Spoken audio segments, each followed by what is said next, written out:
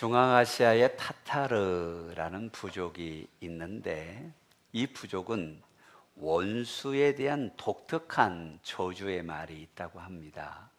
전쟁을 할 때 전염병이 들어서 저 부족이 멸망하게 해달라든지 칼이 녹슬거나 병장기가 녹슬게 해달라고 저주를 하는데 이들은 이렇게 한다고 그래요.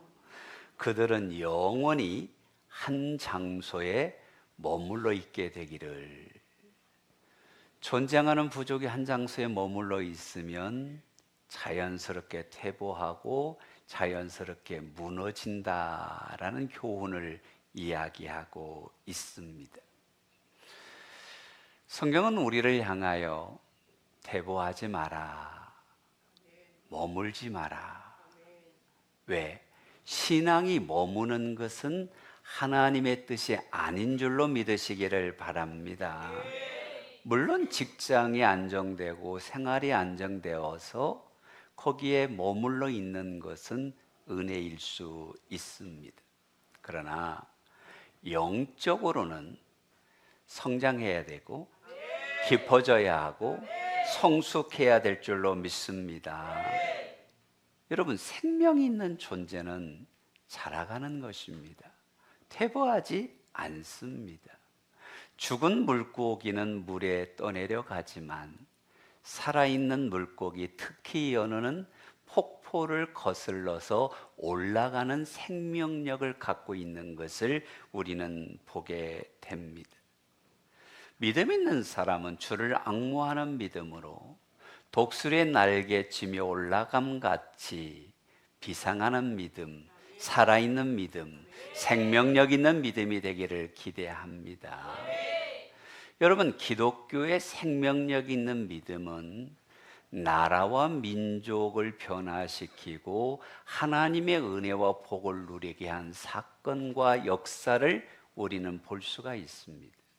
대한민국의 역사가 5,000년이라고 말하지만 늘 침략받고 뺏기고 쫓기는 삶을 살았는데 이 땅에 하나님의 복음이 들어온 지 100여 년이 지났습니다. 하나님이 주신 평강과 신분의 차별의 철폐와 문화와 경제와 국방과 복지에 있어서 정말 비약적인 복을 누리고 있는 것이 하나님의 은혜인 줄로 믿으시기를 바랍니다. 다시 말하면 믿는 자가 깨어 있을 때, 교회가 깨어 있을 때 가정이, 나라와 민족이 하나님의 복을 받는 것이지요. 여러분, 가정에서 자녀들이 어릴 때 학교 가는 걸 잘 정시에 맞춰서 못 일어나는 자녀들이 있습니다. 요즘은 그런 친구도 있다고 그래요. 대학 졸업하고 직장 생활하는데도 깨워줘야 일나는 젊은이도 있다고 그래요. 근데 그 깨워주는 존재가 누굽니까? 아버지이면 좋은데 99.9%가 엄마입니다. 그죠? 일나라, 시차라, 밥 먹고 가라 다 챙겨주는 분이 어머니입니다.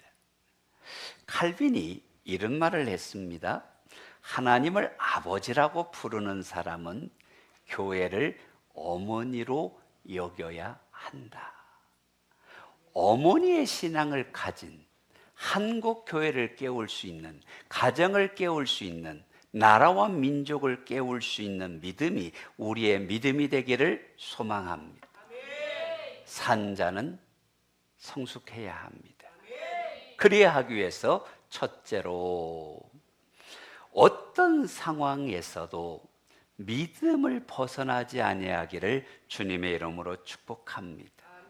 믿음을 벗어나지 마라. 어떤 상황이 와도.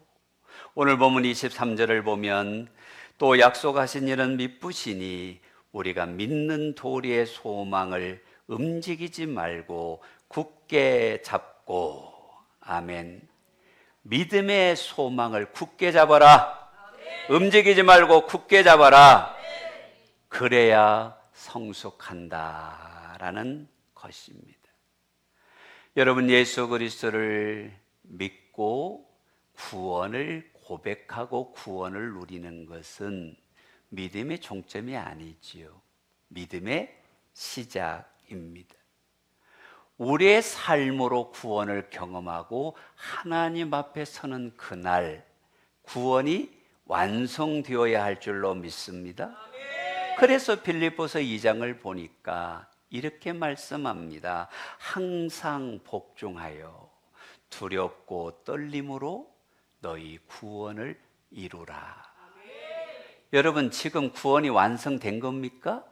하나님 앞에 서는 그날 구원을 이루는 것인 줄로 믿으시기를 바랍니다. 그 구원을 이루기 위해서 믿음에 굳게 서서 온전한 믿음으로 참 마음으로 소망을 가지고 우리의 구원을 이루는 자가 되시기를 바랍니다. 그런데 많은 사람들이 구원하신 하나님을 노래합니다. 하나님을 사랑합니다. 하지만 여전히 하나님의 말씀과 뜻이 아니라 내가 하고 싶은 것을, 내가 사랑하는 것을, 내가 좋아하는 것을 쫓아가는 초보적 신앙이 없지 않아 있습니다. 하나님이 우리에게 기대하는 것은 죄를 이기고 세상을 이기고 말씀 안에 굳게 서서 살아있는 신자로 비상하는 신자가 되기를 원합니다. 명목상의 크리스찬이 아니라 무늬만의 크리스찬이 아니라 살아있는 삶의 간증이 하나님께 영광이 되는 성도를 기대하고 있습니다. 그런데 많은 사람들이 삶의 현장 속에서 주눅들어 버리는 경우가 없지 않아 있는 것 같습니다. 우리가 옛날에 교회에 올 때는요, 이렇게 교회를 갔어요. 우리 어릴 때 성경책을 가방에도 안 넣고요, 다 이렇게 가슴에 품고 교회 갑니다.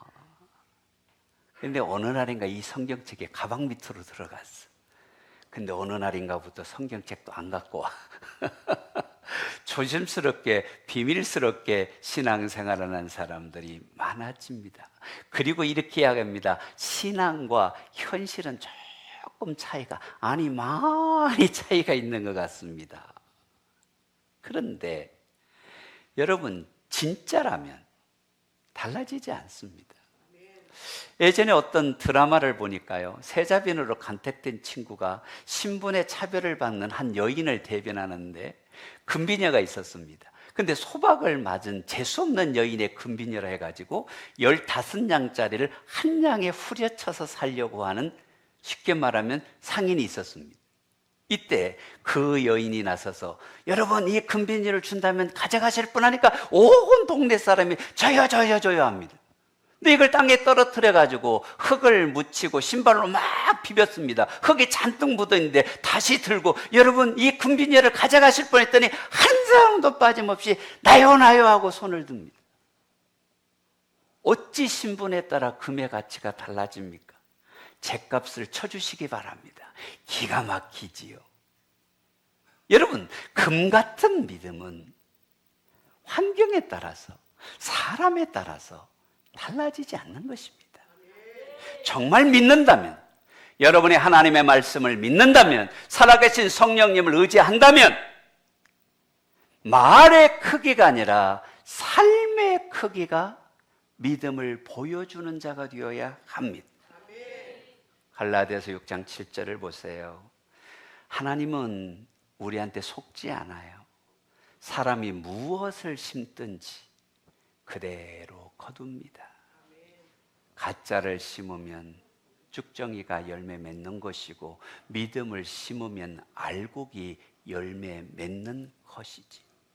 그래서 우리가 하나님 앞에 산자로서 성숙한 자가 되기를 원한다면 내 방법이 아니라 내 주장이 아니라 진리를 따라, 말씀을 따라, 은혜를 따라 하나님의 뜻을 따라가는 것이 믿음입니다. 이런 믿음의 삶을 살기 위해서 우리는 하나님과 친밀한 사람이 되어야 합니다. 하나님을 가까이 함이 내게 복이라. 하나님을 멀리하는 자는 망한다. 하나님 앞에 복이 있는 길이 있습니다. 망하는 길이 있습니다. 여러분 무엇을 선택하시렵니까? 하나님을 가까이 하면 내게 복이라. 말씀에 비추어 나의 믿음을 평가해야 하지. 세상의 가치와 기준으로 나의 믿음을 평가하는 것은 아닙니다. 여러분, 우리는 믿음대로 살면 하나님이 일하시고 붙들어 주시고 복 주시고 역사할 줄로 믿습니까? 취업을 했나요? 직장에 매여 믿음의 손해를 보는 것이 아니라 하나님을 더 잘 섬겨보십시오. 하나님이 열어주실 겁니다. 여러분, 결혼을 했습니까? 더 분주해졌습니까? 하나님만 의지하는 가정이 되십시오. 행복은 하나님이 선물해 주십니다. 사업을 한다고 수많은 약속과 사람들의 일정 속에 붙들려 사는 것이 아니라 더 잘 믿으려고 하나님의 은혜를 구해 보십시오. 담장을 넘어가는 복을 하나님이 주실 것입니다. 영적으로 잘 되어야 합니다. 믿음이 잘 되어야 합니다. 믿음이 잘 되면 범사가 열려집니다. 여러분, 취업, 사람, 직장, 사업이란 개별적 사건이 아니라 영적인 메인 프로그램이 잘 관리되어야 하는데 그게 무엇입니까? 영적 관리입니다. 하나님과의 관계입니다. 하나님의 관계가 친밀하면 직장도, 인생도, 사업도 열려지는 것입니다. 왜요? 하나님이 약속하셨거든요. 내가 너를 복주고 복주며 너를 번성케 하고 번성케 하고 내가 원하는 것은 재앙이 아니라 평안이요 은혜요 생명이니라. 오늘 본문 23절을 보세요. 또 약속하신 이는 미쁘시니. 사람은 거짓말도 하고 사람은 약속을 부지불식간에 못 지키기도 하지만 하나님은 신실하신 분, 믿을 만한 분, 변함이 없는 분, 반석 같은 분이 우리 하나님이시기에 그 하나님을 바라보게 되시기를 바랍니다. 여러분, 우리의 삶이 아무리 어려워도 하나님의 사랑은 미쁘십니다. 변함이 없어요. 환경이 아무리 힘들다 할지라도 하나님의 사랑을 의심하지 마세요. 십자가만 바라보고 믿음의 길만 바라보면 하나님이 역사하실 줄로 믿습니다. 여러분, 우리가 믿음의 길을 따라가는 것이 눈앞에 열매가 보이지 않을 때 의구심이 들 수 있어요. 근데 봄에 씨를 뿌리는 사람이 열매를 이야기하지 않습니다. 우리의 신앙생활은 봄만 바라보는 것이 아니라 하나님이 30배로 60배로 100배로 거두게 하실 가을을 바라보는 신앙입니다. 오늘 믿음을 심으세요. 그러면 하나님의 때에 하나님이 거두게 하십니다.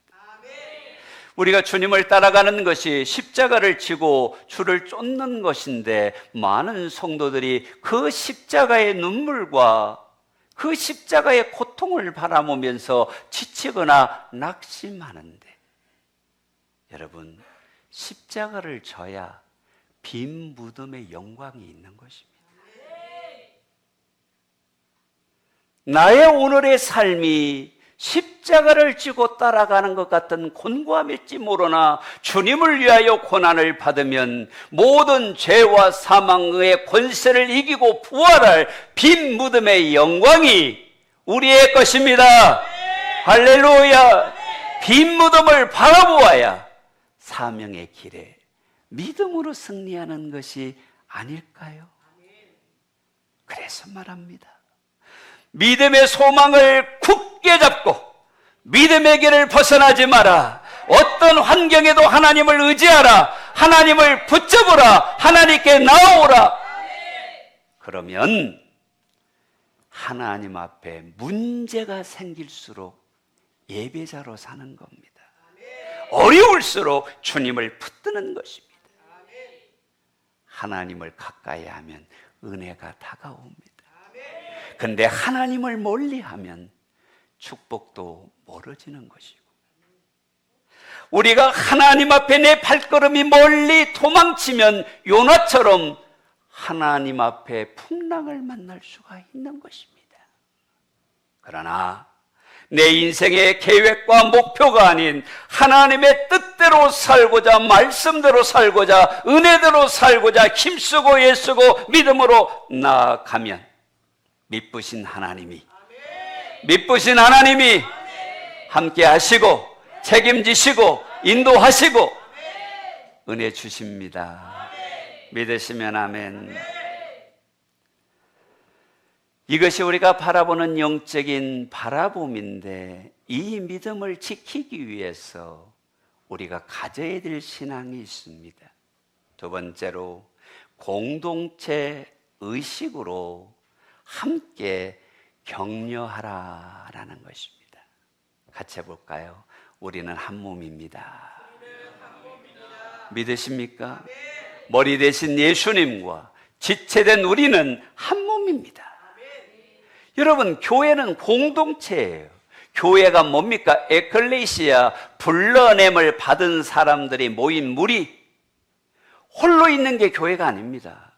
그래서 교회는 자수성가라는 표현을 쓰면 안 됩니다. 독립체라는 표현은 성경적이 아닙니다. 함께한 곳이 교회입니다. 모인 곳이 교회입니다. 모인 곳이 예배고, 모인 곳에 하나님이 함께 하십니다.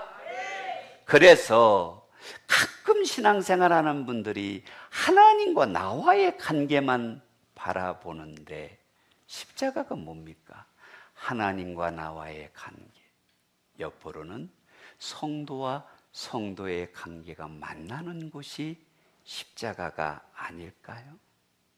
그래서 24절에 이렇게 말씀합니다. 서로 돌아보아 사랑과 선행을 격려하라. 백향목 공동체를 돌아보고, 형제를 돌아보고, 자매를 돌아보고, 사랑을 격려합시다.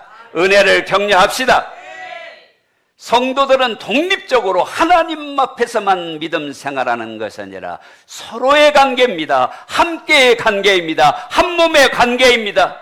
축복하고 격려하고 사랑하고 나누는 관계임을 믿으시기를 바랍니다. 그래서 건강한 성도는 성도와 성도 간에 친밀함이 있습니다.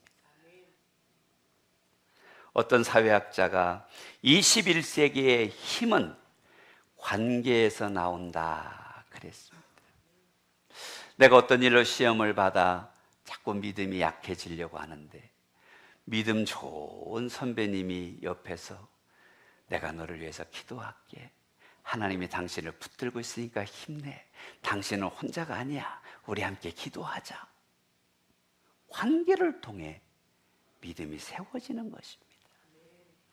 여러분, 예전에 유명했던 상도라는 드라마에서 참 멋진 말이 나왔죠. 장사를 잘하는 사람은 물건을 팔지 않고 관계를 파는 사람이다. 근데 이게 조금 잘못 발전한 중국에는 한 단어면 모든 게 다 통하죠. 그 단어가 뭡니까? 관시라는 단어입니다. 관계가 있으면 안 될 것도 다 돼. 될 것도 안 돼. 없는 것도 만들어내. 맞는 말 아니에요. 따라서 우리는 주님 안에 영적인 한 몸이요, 한 자녀요, 한 공동체라면 같은 믿음과 같은 사랑으로 격려하게 되시기를 바랍니다. 왜요? 조지의 담스는 이런 말을 했습니다. 격려는 영혼의 산소다. 영혼을 살리는, 영혼의 힘을 불어넣어주는 것이 관계라는 거예요. 격려라는 거예요. 그런데 괴테가 이런 말을 했습니다. 지적도 중요하지만, 교훈도 중요하지만, 교훈 뒤에 격려는 소나기 뒤에 햇빛같이 따뜻하다. 격려합시다. 자, 옆 사람 한번 탁 오늘 칭찬하기를 원합니다. 당신은 최고입니다. 근데 눈을 안 마주치는 분은 거짓말하는 것 같아. 반대편을 보면서 역시 집사님이 멋지십니다. 격려가 인생을 춤추게 한 사례가 참 많지요. 동화 작가인 안데르센, 그의 천재성이 어머니의 격려로부터 발휘되었다는 것을 우리는 잘 압니다. 아름답고 푸는 도나우를 작곡했던 요한 스트라우스, 아버지의 격려로 천재적 작곡가로 변모가 되었습니다. 격려하면 신바람 나게 하고, 격려하면 믿음을 견고하게 세운다라는 것입니다. 여러분, 실패할 때의 격려는 천재성을 발휘하는 기회가 되기도 합니다. 미국의 한 교회에 주일학교에 말썽꾸러기 소년이 있었습니다. 이 소년만 가면 시끄러워, 분만 공부도 안 돼, 설교도 힘들어. 근데 그를 보고 있던 할머니 집사님이요, 등을 딱 두드려주면서 이렇게 이야기했답니다. 야, 너는 성격도 쾌활하고 말도 잘하고 에너지도 넘치고 네가 설교자가 되면 엄청난 영향력을 미칠 것 같다? 근데 이 아이는 이 말을 그냥 듣지 않고 가슴에 담았습니다. 소녀는 이 말을 간직했다가 점점 자라면서 신학을 하고 유명한 복음 전도자가 되었는데요. 빌리 그레엄 목사님 얘기입니다. 얼마나 위대한 설교자며 얼마나 위대한 복음 전도자입니까? 한 번의 격려가 기독교 역사의 큰 물줄기를 바꾼 사건입니다. 여러분, 오늘 본문은 분명히 이렇게 말씀합니다. 24절이지요. 서로 돌아보아 사랑과 선행을 격려하라. 사랑과 선행을 격려하라. 여러분, 우리가 격려하는 공동체가 되기를 바랍니다. 우리가 관계를 생각하면 학연, 지연, 혈연, 학맥, 인맥 이런 걸 이야기하지만 우리는 격려의 맥으로, 사랑의 맥으로, 섬김의 맥으로 멋진 공동체의 관계를 만들어 갑시다. 오늘 25절 말씀을 보면 오직 권하여, 사랑과 선행을 격려하며 오직 권하여 그날이 가까움을수록 더욱 그리하자 했는데, 이 권하여가 요한복음에서는 동일한 단어로 뭐가 쓰여졌냐면 보혜사라는 단어와 동일하게 쓰여졌습니다. 위로자이신 성령님, 우리를 하나님 앞에 인도하시고 우리를 위하여 중보기도하시는 성령님, 성령님이 하시는 일이 뭡니까? 권하는 일입니다. 격려하는 일입니다. 근데 그분의 격려는 세상 끝날까지 멈추지 않습니다. 성도 여러분, 내가 권하는 것이, 격려하는 것이 성령님과 함께 일하는 것이다. 할렐루야. 이런 믿음을 가지시면 우리는 사랑할 수 있고 격려할 수 있고 세워갈 수 있는 줄로 믿습니다.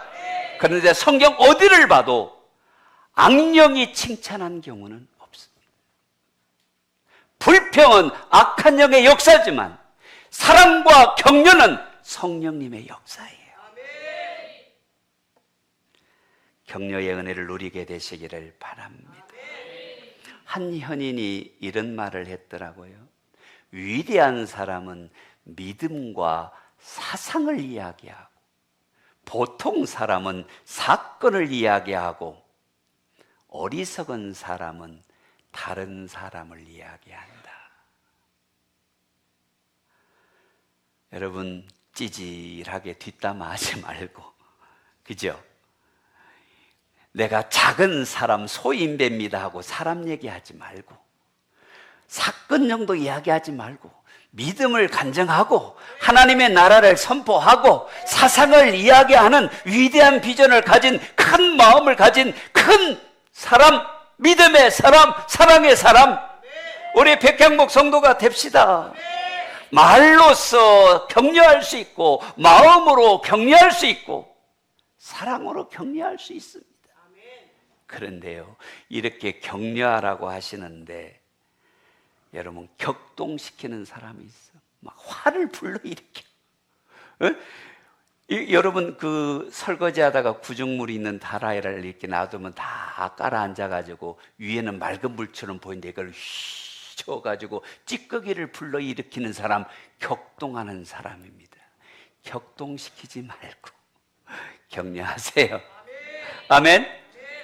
여러분, 마음을 돌려 세우는 사람 되지 말고 마음을 돌아오게 하는 사람이 됩시다.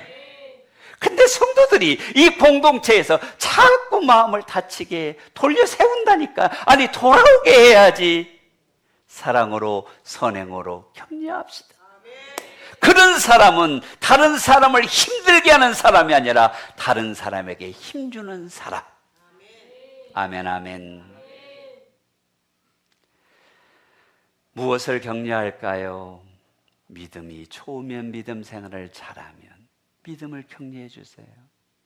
여러분, 백부장이 예수님한테 내 집에 들어오심을 감당치 못하겠습니다, 말씀만으로 치유될 줄로 믿습니다는 믿음을 고백할 때 우리 주님이 엄청난 격려를 합니다. 이스라엘 중에 이만한 믿음을 내가 보지 못했다. 야, 주님한테 제가 그 말을 들으면 얼마나 신날까요? 믿음을 격려해 주세요. 여러분, 혈류병을 앓았던 여인에게 주님이 이렇게 말씀하십니다. 내 믿음이 너를 구원하였으니 평안히 가라. 질병만 치유돼도 감사한데 영원히 구원받았으니 이제는 평안할지어다. 아멘.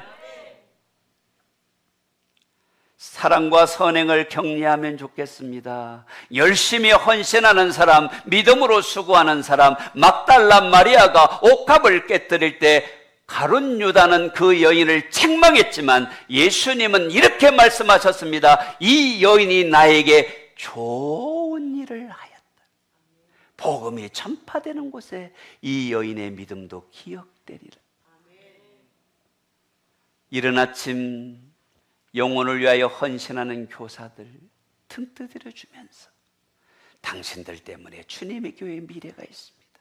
고맙습니다. 감사합니다.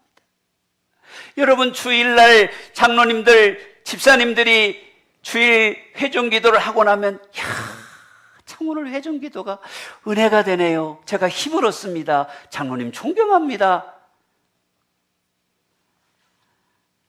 여러분, 보이는 곳에서 보이지 않는 곳에서 사랑과 수고로 헌신하는 분들이 너무나 많이 있습니다. 우리의 관계를 위해서, 공동체를 위해서 격려하세요. 한 분이 저에게 글을 보냈는데, 야, 목사님의 말씀을 들으면 너무 은혜가 돼서 하나님이 저에게 주신 선물 같은 분이 목사님입니다. 막 그냥 축복기도 하고 싶어. 예? 1년 12달 돼야 수고하셨습니다 하는 분보다는 은혜가 더 되지 않겠습니까? 여러분, 헌신하는 주의 일꾼들을 당연히 여기지만 격려해 주세요. 칭찬해 주세요. 수고합니다. 복됩니다. 은혜가 넘칩니다. 성령님이 역사합니다. 근데 가장 중요한 격려를 25절에서 말씀합니다. 모이기를 피하는 어떤 사람들의 습관과 같이 하지 말고 오직 권하여 그날이 가까움을 볼수록 더욱 그리하자. 예배를 격려하라는 것입니다. 예배는 하나님을 높이는 것, 내 영혼이 힘을 얻는 것, 하나님의 나라를 경험하는 것, 하나님의 통치가 이루어지는 것이기 때문에 격려 중에 더 격려해야 할 것이 예배라는 것입니다. 그런데 현대의 특징이 예배가 약해지고 있습니다. 황금예화라는 책에 있는 내용인데요, 한 목사님이 열심히 예배를 드리던 분이 예배를 잘 나오지 않고 신앙생활에 약해서 신방을 갔는데, 이분이 벽난로 앞에서 목사님을 영접하고 이런저런 대화를 하다가 목사님께서 이렇게 장작을 다 이렇게 세우는 그 장작을 하나씩 하나씩 이렇게 흩어놨습니다. 좀 지나니까 조금씩 타던 장작이 점점점 꺼지더니 모든 장작의 불이 꺼졌습니다. 내가 혼자 있을 때 잠시는 불탈 수 있지만 나무가 모여야 그 화력이 더해지고, 나무가 모여야 따뜻한 난로 역할을 할 수가 있습니다. 그래서 주님이 우리를 모이기를 힘쓰라 하신 겁니다. 신앙은 자수성가가 아닙니다. 홀로 신앙생활하는 게 아닙니다. 함께하는 것입니다. 예배는 하나님의 명령인 것입니다. 우리가 자주 모일 때 성령님이 역사하시지요. 요즘 느헤미야 기도회에 성령님의 임재를 강력히 경험했습니다 하는 분들이 많아지고 있는 것에 참 감사합니다. 근데 제가 가장 신뢰하는 분 중에 한 분이 이번 주에는 예배당에 가득히 임재하시는 성령님의 강력함을 느끼고 너무 감사했습니다 라고 고백하는 믿음을 받습니다. 모여야 은혜가 있습니다. 모여야 하나님이 역사합니다. 모일 때 하나님이 은혜 주십니다. 모이기를 싫어하는 사람은 성장할 수 없습니다. 모이기를 싫어하는 사람 치고 믿음 좋은 사람 없는 것 같습니다. 그래서 우리는 어려울 때일수록 믿음을 붙들고, 힘들수록 믿음을 붙들고, 문제가 생길수록 예배의 목숨을 거세요. 우리가 하나님과 가까워지면 하나님의 은혜가 임하고, 하나님과 멀어지면 하나님의 축복도 멀어지는 것입니다. 내 인생의 발걸음이 하나님과 멀어지는 것이 아니라 하나님과 가까워지게 되시기를 바랍니다. 이 믿음을 격려합시다. 이 사랑을 격려합시다. 함께함을 격려합시다. 그래야 우리가 위대한 주님의 지상 사명을 감당할 능력을 누리게 될 것입니다. 사랑하는 성도 여러분, 함께 합시다.